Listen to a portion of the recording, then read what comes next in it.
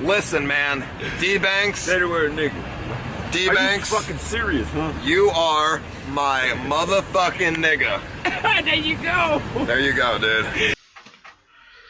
Alright, it's your host, Jackson Doorknob. Today I'm going to be talking about Ice Poseidon scamming his fans out of $500,000.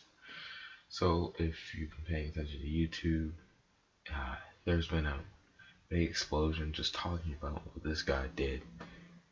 It's a lot, you know, it's just a lot to think about. So he did it through this crypto coin called CX coin, and I think it's ridiculous, honestly, that anyone would trust him to buy anything from him. I mean, he admitted to running a Ponzi scheme at one time. In order for the investors to make their money back, what we do is we grow the company to a certain point, and then we have other investors come in, and obviously they invest their money as well, hopefully more than $2 million. So it's a Ponzi and then scheme. Obviously when we get more than $2 million invested, You're the using- other investors will get their $2 million Okay. back. It's not a Ponzi scheme or a pyramid scheme. And like, this clip was not at all hard to find. Like, I looked up Ice Poseidon, and like scrolling past the recent videos, I found a video called Ice Poseidon. I think it admits to a Ponzi scheme or something like that, but I already put the clip in there. And so the reason this all came out, this became a big story, was Ice Poseidon went on CoffeeZilla's stream. Now, CoffeeZilla is a guy who comes out and talks about a bunch of scammers and stuff and what they do and how to catch things, catch scams, really, and try to formulate this really in the right way. And this is really a classic example of what he'll talk about with pump and dump coins, where essentially he boosted the coin. And first of all, you can't buy anything real with CX coin. Like, if it still existed, which obviously it doesn't, but it's not like you could buy anything with this, you know.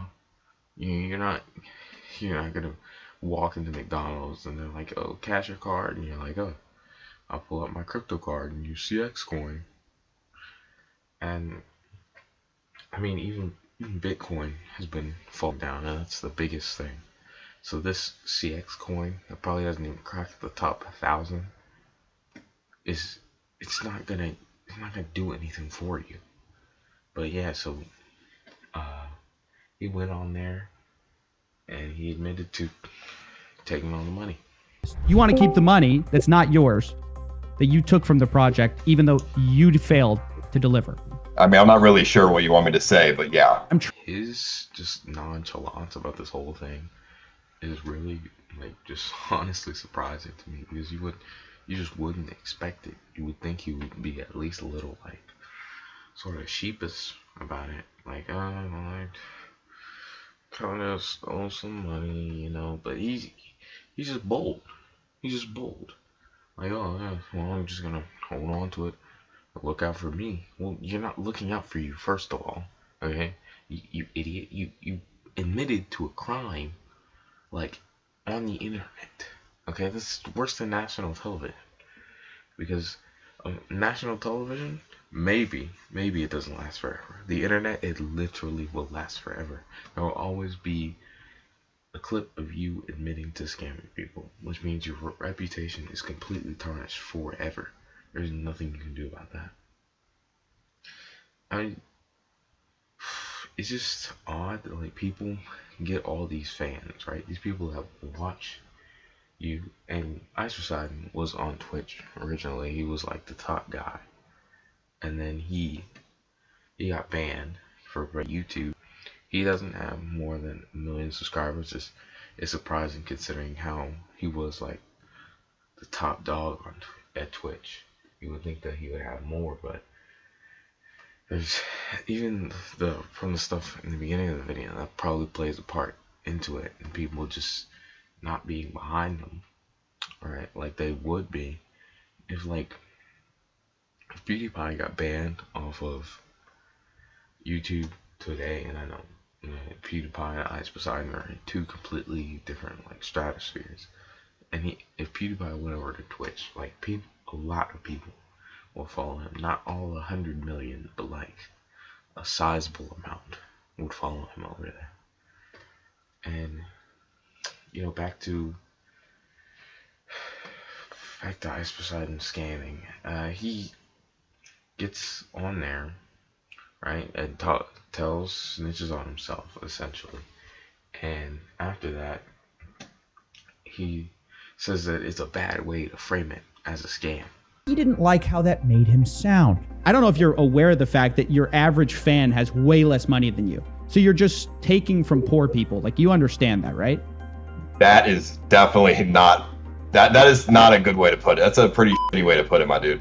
It's. I think it's a pretty shitty. You framed it that way when you scanned people, right? And he took all this money, and he only gave back. So he says that he got 55%, 45% went to developers and stuff, and he only gave 40,000 back. And I was watching a Leon Lush video on the subject, and he goes, "Well, how did you give the 40,000 back? Did you give it back in NFTs, or did you give it back in CX coin? Did you give it back in money?" Which is something he should have done. He shouldn't have taken it in the first place. But this is just an insane story, and it's just an example of the wrong person having power, and then they turn around and abuse that power. But this is me, and I'm gonna head on out. Thank you for watching. Jesus.